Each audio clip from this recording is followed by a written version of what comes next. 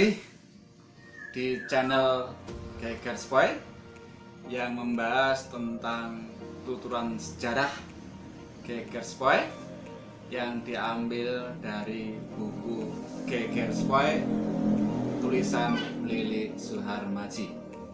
Kali ini kita akan membahas tentang peristiwa Ngabel dan Sekedhop. Desa Ngabel dan Sekedhop adalah sebuah desa di daerah Ponorogo yang masuk wilayah Kesunanan Surakarta. Pada tahun 1810 terjadi peristiwa di desa Ngabel dan Sekedhop, di mana warga Madiun menyerang warga Ngabel dan Sekedhop sehingga menewaskan 3 orang warga di sana. Alasan orang-orang Madiun menyerang desa Ngabel dan Sekedhop adalah bahwa orang-orang kedua desa itu dianggap menebang kayu jati di daerah Madiun tanpa seizin orang-orang Madiun. Nah, peristiwa Ngabel dan Sekedhop ini kemudian dilaporkan kepada Sunan Pakubuwono keempat. Dari Sunan Pakubuwono keempat kemudian dilaporkan ke Residen Van Bram, dan oleh Residen Van Bram dilaporkan kepada Denles. Mendengar laporan dari Van Bram, Denles kemudian membuat sebuah perintah agar Van Bram menyelidiki kebenaran peristiwa Ngabel dan Sekedhop. Akhirnya Van Bram selaku Residen atau Minister Surakarta saat itu meminta Kesultanan Yogyakarta, Sultan Sepuh, untuk membuat penyelidikan yang di anggotanya terdiri dari 3 lembaga. Yang pertama dari Kesultanan Yogyakarta, yang kedua dari Kesunanan Surakarta, dan yang ketiga dari kolonial Belanda. Mendapat permintaan dari Van Bram itu, Sultan Sepuh menyetujui untuk menyelidiki kebenaran peristiwa Ngabel Sekedhop.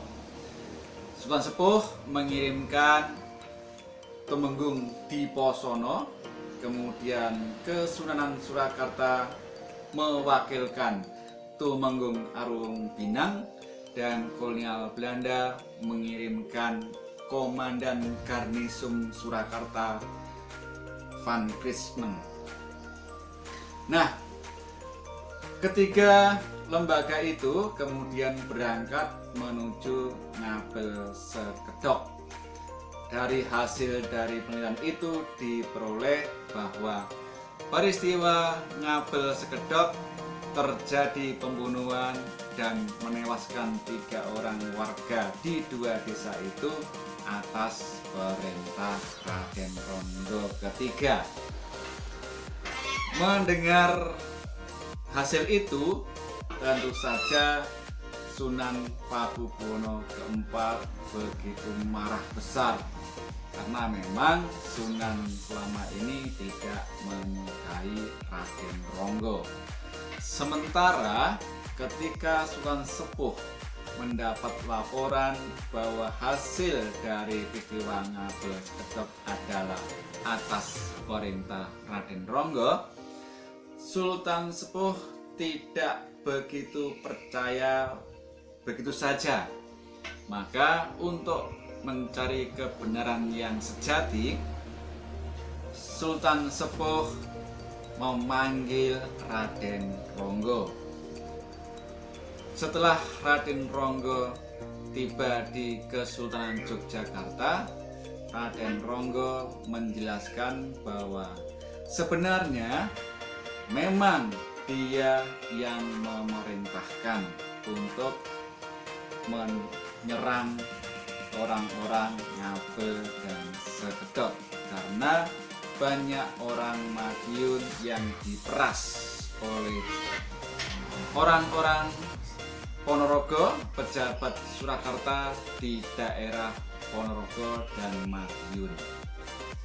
Di samping itu, orang-orang Madiun melakukan penyerangan itu karena sebenarnya mereka memprotes atas kebijakan Dendles yang mengelola kayu-kayu jati di daerah Kesultanan Yogyakarta.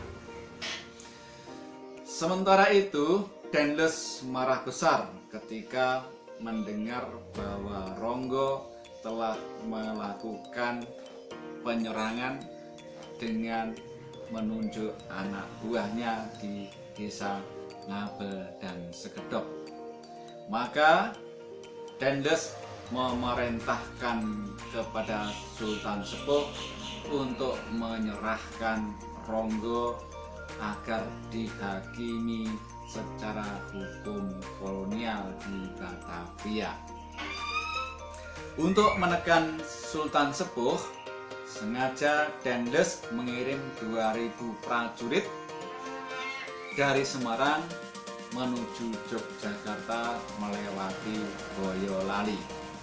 Sebelum prajurit-prajurit itu sampai menyerang Yogyakarta, Sultan Sepuh mengumpulkan punggawa-punggawanya untuk bermusyawarah, termasuk diantaranya adalah Raden Ronggo III.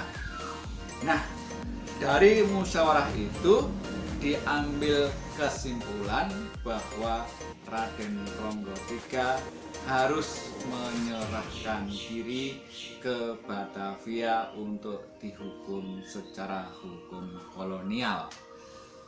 Nah, tentu saja hasil itu sangat menggembirakan Sunan Pakubono keempat, karena memang selama ini Sunan tidak menyukai Raden Ronggo, terlebih setelah peristiwa Delanggu.